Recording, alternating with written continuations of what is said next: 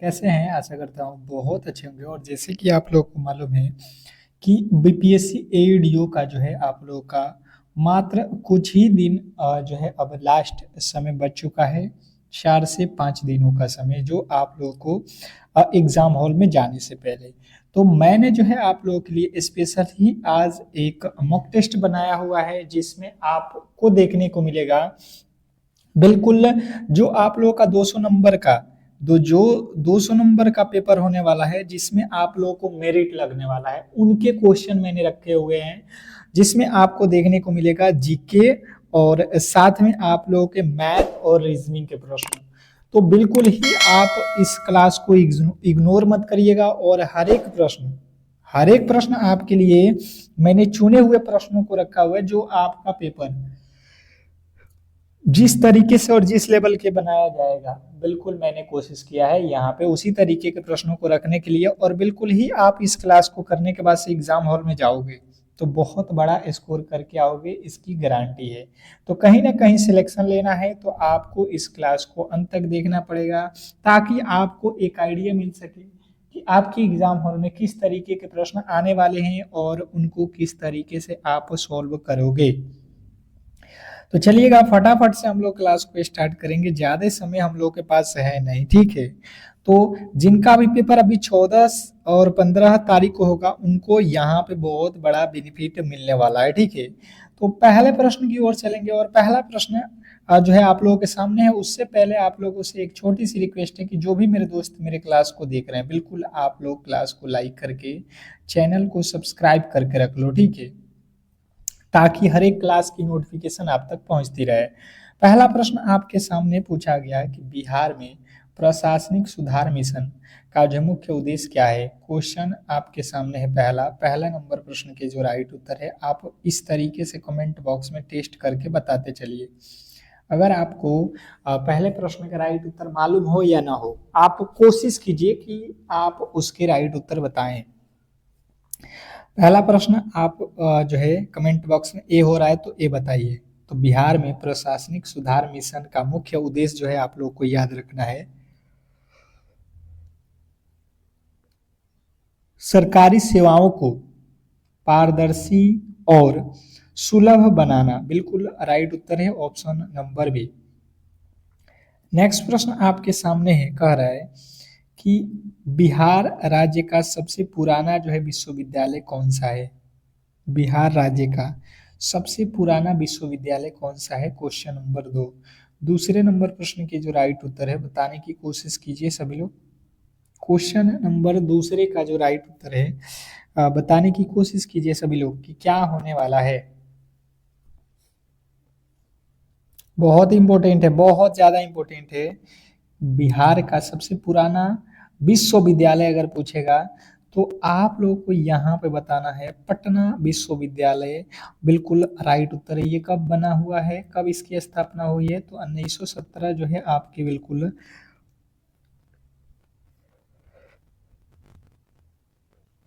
1917, ये भी आपको याद रखना है, पटना विश्वविद्यालय और 1917 में इसकी स्थापना। नेक्स्ट प्रश्न आपके सामने है, बिहार के किस जिले में काकोलत जलप्रपात स्थित है।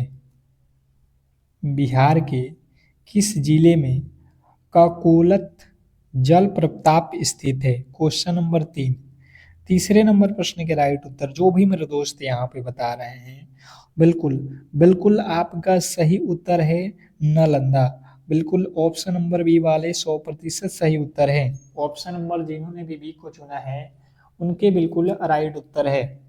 नेक्स्ट प्रश्न आपके सामने है, जी हाँ जी हाँ, बिल्कुल सारे प्रश्न देखने को मिलेगा। अभी मैथ भी आने वाला है, रीजनिंग भी आने वाला है, तो क्लास को शेयर लगा दो। क्लास को सभी लोग एक बार शेयर कर दो। स्वतंत्र भारत के पहले केंद्रीय शिक्षा मंत्री कौन थे।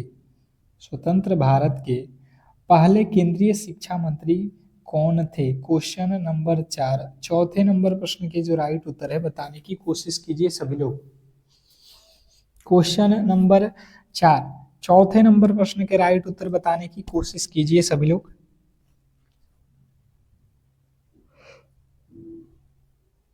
तो जिन्होंने बताया है मौलाना अबुल कलाम आजाद, उनके बिल्कुल राइट उत्तर है option number B, Maulana Abul Kalam Azad. Next प्रश्न आपके सामने है, बिहार में पंचायती राज अधिनियम किस वर्ष पारित किया गया था? बिहार में पंचायती राज अधिनियम किस वर्ष पारित किया गया था? Question number 5।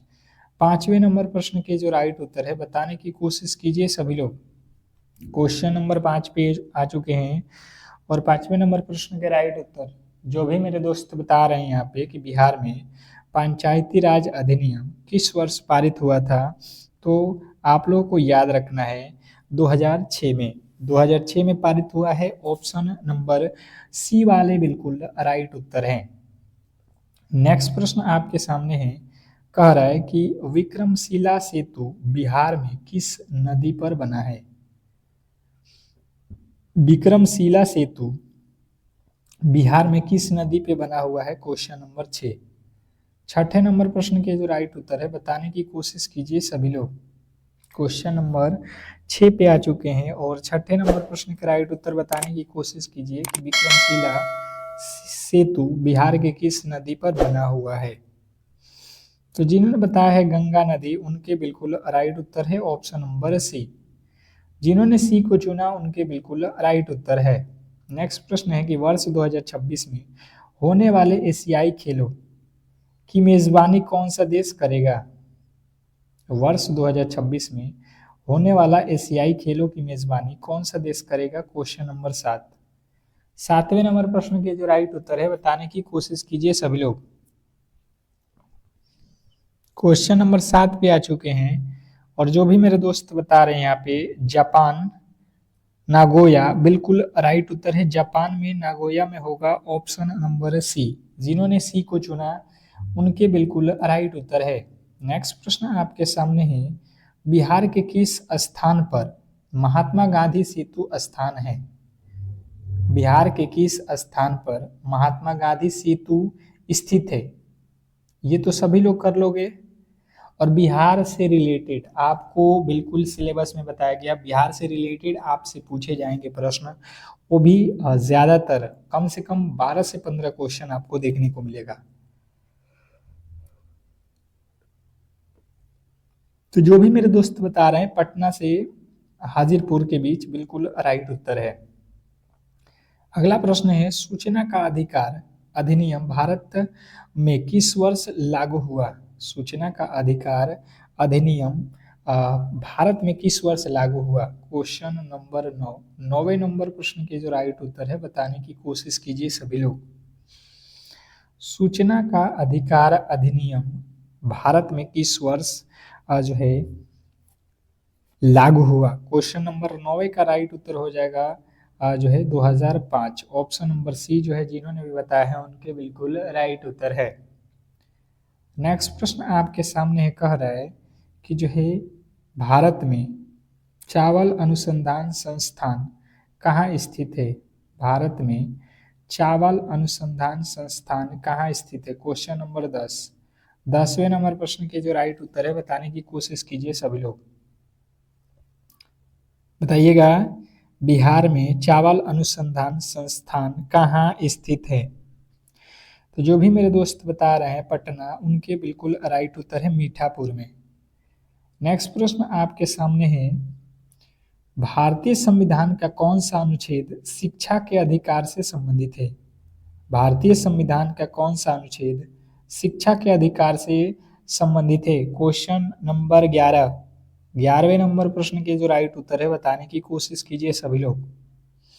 भारतीय संविधान का कौन सा अनुच्छेद शिक्षा के अधिकार से संबंधित है? तो जिन्होंने बताया है आर्टिकल 21A, उनके बिल्कुल राइट उत्तर है ऑप्शन नंबर बी। नेक्स्ट प्रश्न आपके सामने है, बिहार में महाबोधि मंदिर कहाँ स्थित है? बिहार में महाबोधि मंदिर कहाँ स्थित है? Question number 12। 12वें नंबर प्रश्न के राइट उत्तर आप बताओगे। बिहार में महाबोधि मंदिर कहाँ स्थित है? तो जो भी मेरे दोस्त बता रहे हैं 12वें नंबर प्रश्न के राइट उत्तर बोध गया, उनके बिल्कुल राइट उत्तर है ऑप्शन नंबर बी, बोध गया। नेक्स्ट प्रश्न आपके सामने है, साक्षरता दर 2011 की जनगणना के अनुसार बिहार का सबसे साक्षर जिला कौन सा है? Question number 13। 13वें नंबर प्रश्न के जो राइट उत्तर है बताने की कोशिश कीजिए सभी लोग। पूछा गया है कि साक्षरता दर के अनुसार बिहार का सबसे साक्षर जिला कौन सा है? Question number 13। 13वें नंबर प्रश्न के राइट उत्तर बताने की कोशिश करेंगे सभी लोग। रोहतास, ऑप्शन नंबर बी जो है आपके बिल्कुल राइट उत्तर है। जिन्होंने बी को चुना उनके बिल्कुल राइट उत्तर है। नेक्स्ट प्रश्न आपके सामने है, बिहार में सदाकत आश्रम की जो है स्थापना किसने की थी? बिहार में सदाकत आश्रम की स्थापना किसने की थी? Question number 14। 14वें नंबर प्रश्न के राइट उत्तर बताने की कोशिश कीजिए सभी लोग।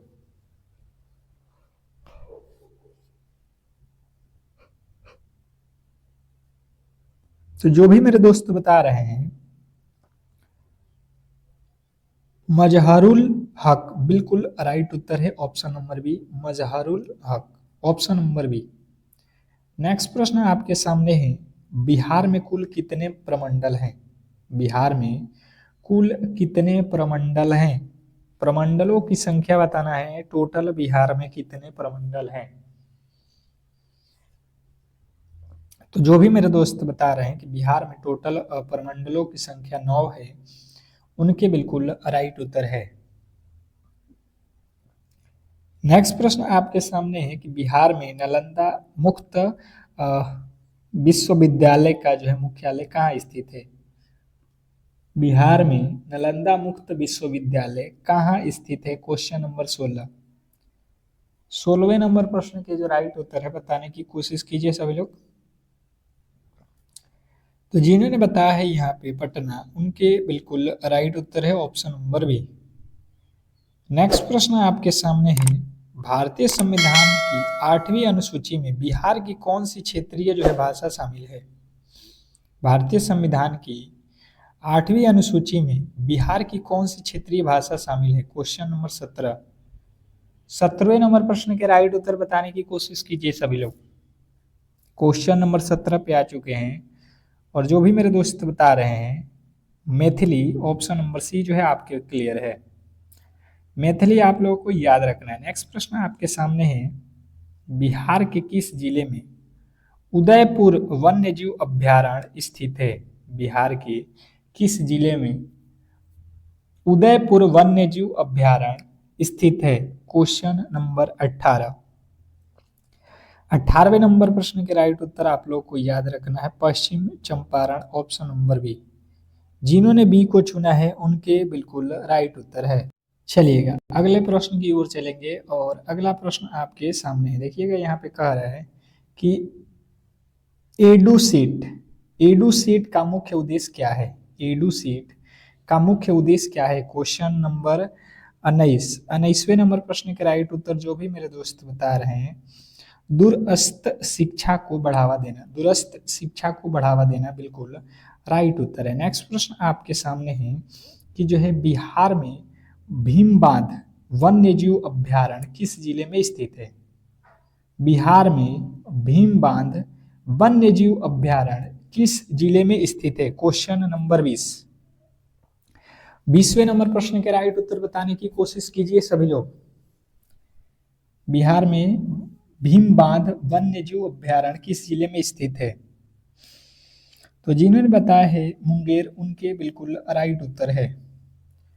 नेक्स्ट प्रश्न आपके सामने है, योजना आयोग को बदलकर नीति आयोग किस वर्ष बनाया गया? क्वेश्चन नंबर 21 बहुत बहुत इंपॉर्टेंट है। कह रहा है कि योजना आयोग को बदलकर नीति आयोग किस वर्ष बनाया गया? जो भी मेरे दोस्त बता रहे हैं 2015 में, उनके बिल्कुल राइट उत्तर है ऑप्शन नंबर बी। नेक्स्ट प्रश्न आपके सामने है, बिहार में जयप्रकाश नारायण अंतर्राष्ट्रीय हवाई अड्डा कहाँ स्थित है? बिहार में जयप्रकाश नारायण अंतर्राष्ट्रीय हवाई अड्डा कहाँ स्थित है? Question number 22। 22वें नंबर प्रश्न के जो राइट उत्तर है बताने की कोशिश कीजिए। बिहार में जयप्रकाश नारायण अंतर्राष्ट्रीय हवाई अड्डा कहाँ स्थित है? तो जिनने बताया पटना, उनके बिल्कुल राइट उत्तर है। अगला प्रश्न आपके सामने है, सर्व शिक्षा अभियान का नारा क्या है? सर्व शिक्षा अभियान का नारा क्या है? बहुत बहुत इंपॉर्टेंट प्रश्न है, बताइएगा यहाँ पे सभी लोग कि सर्व शिक्षा अभियान का नारा क्या है। तो जो भी मेरे दोस्त बता रहे हैं, सब पढ़ो सब बढ़ो, सब पढ़ो सब बढ़ो, बिल्कुल राइट उत्तर ऑप्शन नंबर बी। नेक्स्ट प्रश्न आपके सामने है, बिहार की किस नदी को बिहार का सुख कहा जाता है? बिहार की किस नदी को सुख कहा जाता है? क्वेश्चन नंबर 24वें नंबर प्रश्न के जो राइट उत्तर है बताने की कोशिश कीजिए सभी लोग। बिहार की किस नदी को सुख कहा जाता है? तो कोसी है बिहार का, कोसी ऑप्शन नंबर सी जो है आपका बिल्कुल राइट उत्तर है। चंपारण सत्याग्रह जो 1917 में हुआ था के दौरान महात्मा गांधी बिहार आने का जो है निमंत्रण किसने दिया था? आपको बताना है कि चंपारण सत्याग्रह के दौरान महात्मा गांधी को बिहार आने का निमंत्रण किसने दिया था? मुझे लगता है कि 100% सभी लोग जो है इसका राइट उत्तर बता दिए होंगे, राजकुमार शुक्ल। ऑप्शन नंबर सी जो है आपका बिल्कुल राइट उत्तर है। नेक्स्ट प्रश्न आपके सामने है, कह रहा है, यदि किसी वृत्त की परिधि और क्षेत्रफल का जो है संख्यात्मक मान बराबर है तो उस वृत्त का व्यास क्या होगा? वेरी वेरी इंपॉर्टेंट प्रश्न है, आप स्टार कर लेना इस प्रश्न को। और खास करके क्षेत्रमिति के जितने भी प्रश्न हैं आपको कहीं ना कहीं एग्जाम हॉल में ज्यादातर परेशान करेंगे, तो कहीं ना कहीं क्षेत्रमिति के प्रश्नों को बेहतर तरीके से आप करके जाओ तैयार एग्जाम हॉल में।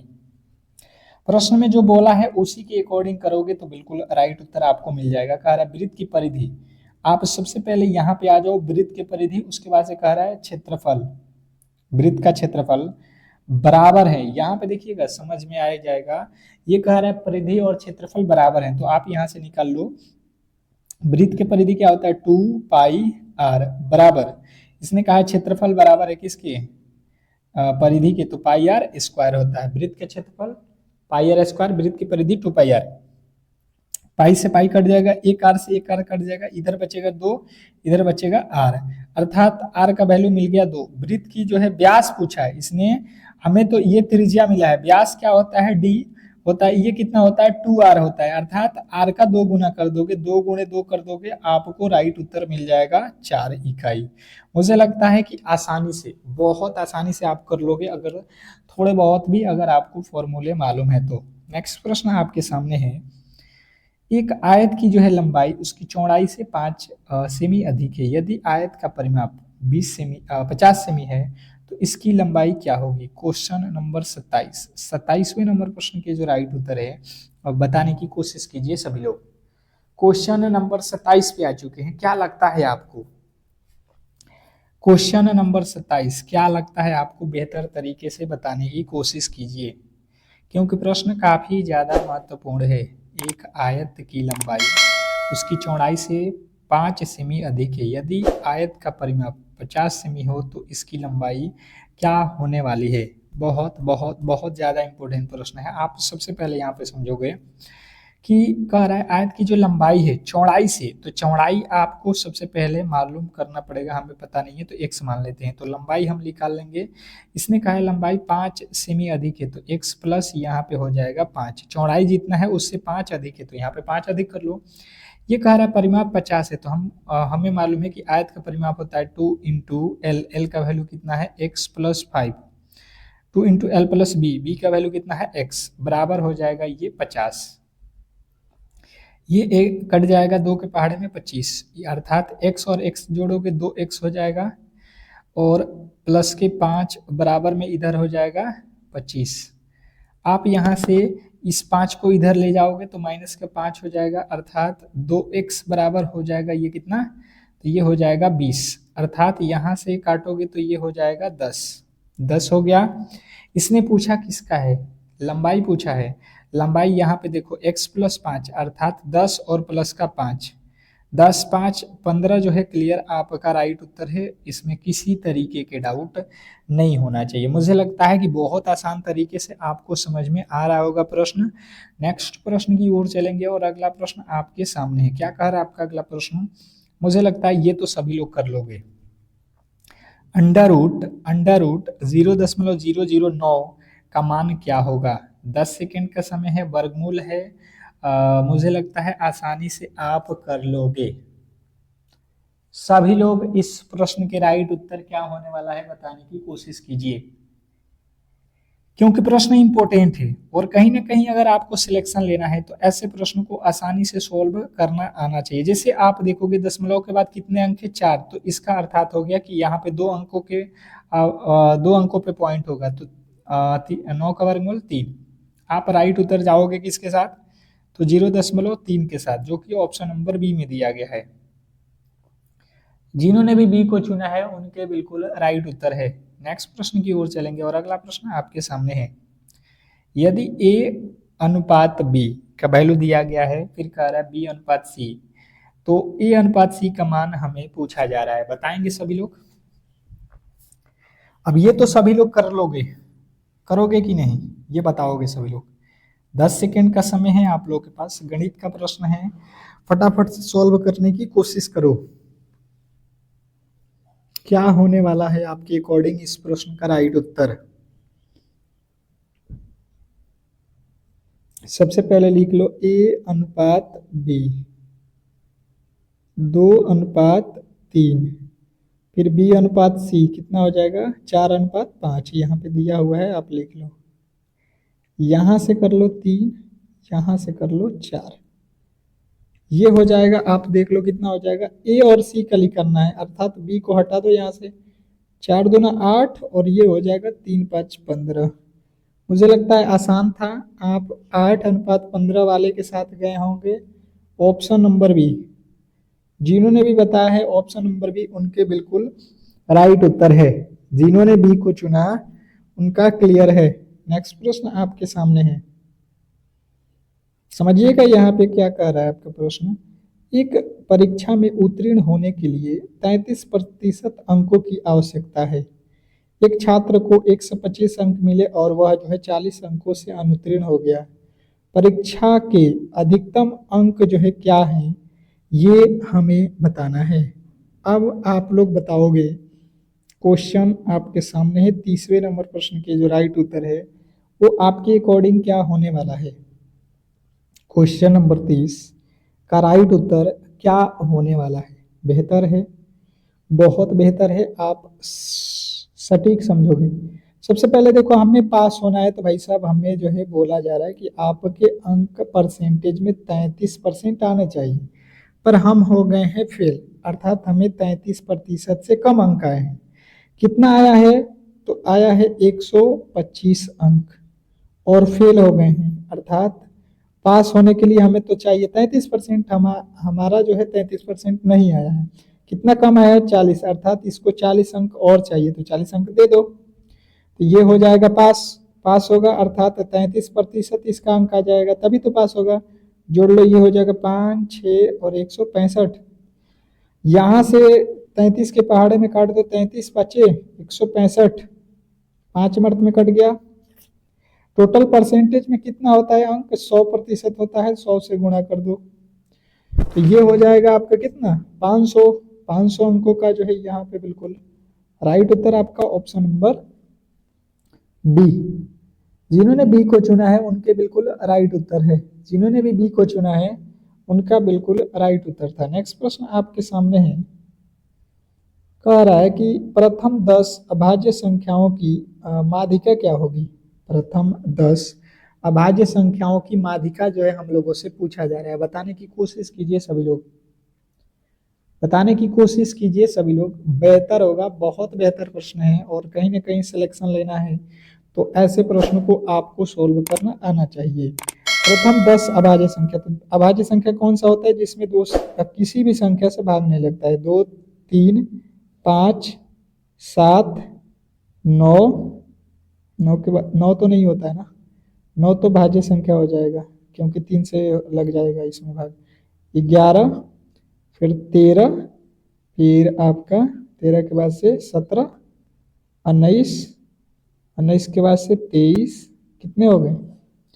23 के बाद से आपका 29, 10 हो गया, 10 हो गया ना। अब देख लो यहाँ पे क्या करो आप, 10 संख्या है तो शुरू के 4 अंक को काट दो और अंत के 4 अंक काट दो, बीच वाला जो बचेगा यही होता है माध्यिका। तो बीच में तो 2 अंक हो गए, तो 11 प्लस का 13 और बटा 2 कर दो, 11 13 24 बट्टे 2, कितना होता है आपका? 12। बिल्कुल राइट उत्तर ऑप्शन नंबर बी। नेक्स्ट प्रश्न आपके सामने है, यदि किसी वस्तु का क्रय मूल्य 800 रुपया है और उसे जो है 960 में बेचा जाता है तो लाभ प्रतिशत क्या होगा? बताइएगा। कह रहा है क्वेश्चन नंबर 32 कि यदि किसी वस्तु का क्रय मूल्य 800 रुपया है तो उसे 960 में बेचा जाता है तो लाभ प्रतिशत क्या होने वाला है? बहुत सिंपल प्रश्न है, मुझे लगता है सबसे सिंपल प्रश्न यही है। 800 रुपये का सामान है और आप 900 में बेच रहे हो, 960 में। 800 का सामान 960 में बेचोगे, कितने का फायदा होंगे? 160। कितने पर फायदा होगा? 800 पर। और परसेंटेज निकालना है तो गुणे 100, 2 जीरो से 2 जीरो काट दो, 8 दूना 16, अर्थात आप कहोगे 20% का मुझे फायदा होने वाला है। कितना होगा फायदा? 20%। नेक्स्ट प्रश्न आपके सामने है, कह रहा है यहाँ पे x² माइनस 5x प्लस 6 का मूल ज्ञात करें। अब मूल ज्ञात करना है, आपके तरीके मालूम होंगे, गुणनखंड विधि से सॉल्व कर लो कि यहाँ पे हो जाएगा x² माइनस 6 को 5 लिखना है, यानी कि 2x लिखोगे और माइनस का 3x, 2 3 5 भी हो जाएगा, 2 3 6 भी हो जाएगा, बराबर में 6। यहाँ से निकालोगे कितना हो जाएगा? कॉमन x माइनस 2 हो जाएगा, यहाँ से माइनस 3 होगा तो x माइनस 2 हो जाएगा, बराबर 0।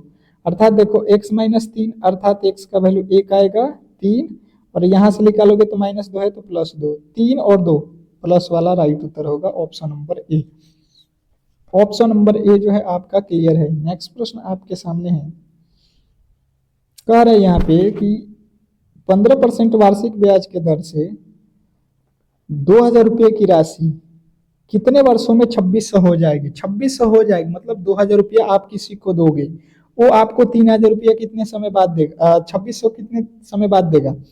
तो अर्थात हमें ब्याज यहाँ पे कितना मिलेगा? 2000 से 2600 होना है, 600 ब्याज है। कितने पर है ब्याज? मूलधन कितना है? 2000 गुणे 15% और समय हमें पता नहीं है, टी बट्टा में कर देंगे 100। ये 2 जीरो से ये 2 जीरो कट जाएगा, ये 1 जीरो से 1 जीरो कट जाएगा, 15 दूना का 30, 30 से 60 2 मर्त में, ठीक है, वैल्यू कितना आ जाएगा? 2 वर्ष, 2 वर्ष में हो जाएगा। नेक्स्ट प्रश्न आपके सामने है कि एक बेलन का जो है आयतन क्या होगा यदि उसकी त्रिज्या 7 सेमी और ऊंचाई 10 सेमी है। आपको दिया गया है बेलन का आयतन निकालना है। बेलन का आयतन होता है कितना? बेलन का आयतन होता है पाई आर स्क्वायर एच। पाई का वैल्यू रख लेना 22/7, आर का वैल्यू कितना दिया है? 7, इसका स्क्वायर कर लो, गुणे एच होता है 10, यहाँ से काट लो, कितना हो जाएगा? 7 दूना 14 और 1 जीरो लगा दो, अर्थात 1500 जो है आपके 40 बिल्कुल राइट उत्तर है। नेक्स्ट प्रश्न आपके सामने है, कह रहा है यहाँ पे देखिएगा, अगला प्रश्न आपके सामने है, कह रहा है कि एक निश्चित कूट भाषा में इसको जो है ये लिखा जाता है तो इसको क्या लिखा जाएगा? बताइएगा। बिल्कुल रीजनिंग का प्रश्न है, सिंपल तरीके से आप सॉल्व कर सकते हो। सबसे पहले आप देखो यहाँ पे m के बाद n लिखा है, a के बाद b लिखा है, d के बाद e लिखा है, मतलब सब में +1 किया गया है। आप भी वही काम कर दो, b के बाद c होगा और o के बाद p होगा, m के बाद n होगा, यहाँ पे नहीं है, यहाँ पे नहीं है, b के बाद c होगा, a के बाद b होगा, y के बाद z होगा, यहाँ पे x लिखा है, बिल्कुल गलत हो जाएगा, ऑप्शन नंबर बी हमारा बिल्कुल राइट उत्तर है। नेक्स्ट प्रश्न आपके सामने है, श्रृंखला को पूरा करें। क्या करना है आपको? इस श्रृंखला को पूरा करना है। ये जो श्रृंखला आपको दिया गया है इसको क्या कर दो? आप पूरा कर दो। मुझे लगता है आसानी से आप कर लोगे, आसानी से आप कर लोगे। देखिएगा इसने का क्या है, 3 से 7 लिखा है, अर्थात 2 से गुणा कर दिया है, 1 जोड़ दिया है, 7 दूना का 14 और 1 15, 2 से गुणा करो 1 जोड़ दो, 2 से गुणा करो और 1 जोड़ दो, वही लॉजिक लगा दो। 63 दूना का और प्लस का 1, ये 3 दूना 6, 6 दूना 12 प्लस 1 करोगे 127 जो है आपका बिल्कुल राइट उत्तर है, ऑप्शन नंबर डी। तो इस तरीके से जो है आज के क्लास के हम लोग जो भी महत्वपूर्ण प्रश्न थे उसको हम लोगों ने कवर कर लिया है। अगर आपको क्लास अच्छा लगा है तो बिल्कुल क्लास को लाइक करके चैनल को सब्सक्राइब करके रखें। मिलते हैं नेक्स्ट क्लास में, तब तक के लिए धन्यवाद।